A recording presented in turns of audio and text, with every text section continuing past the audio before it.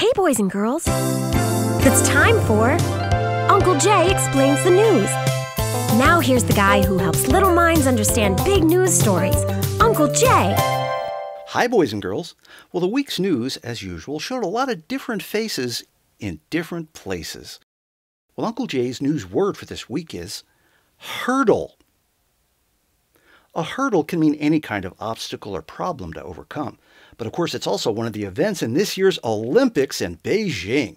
That's where professional athletes pretending to be amateurs compete in a city pretending to have clean air, in a country pretending that it's not repressive, showing sponsors pretending not to notice, for an audience pretending it's all about sportsmanship and fair play. The Olympic dream, boys and girls, is that the nations of the world can resolve their conflicts of the past and the hostilities of history and make today's world look different from yesterday's. That's the dream, anyway.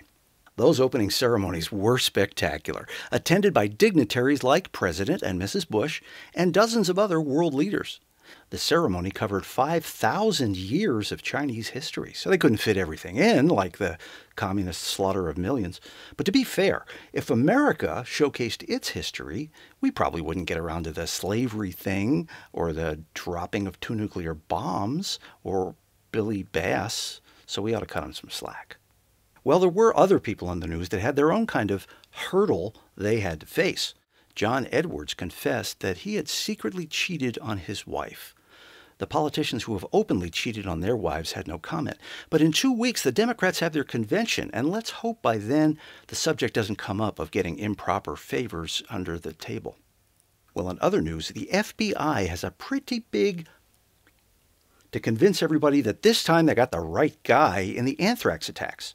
Their first attempt at careful police work did not make them come out looking very good. But now they say their best team of scientific experts are sure they've got the right guy. We'll see.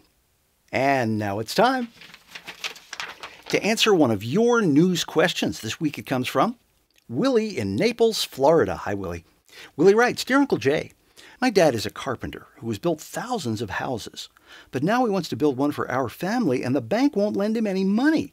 When I ask why, he says to look at the news. What does he mean? Thanks, Willie. Well, you know how at school sometimes a few bad kids ruin it for everybody else? It's kind of what's happened to banks.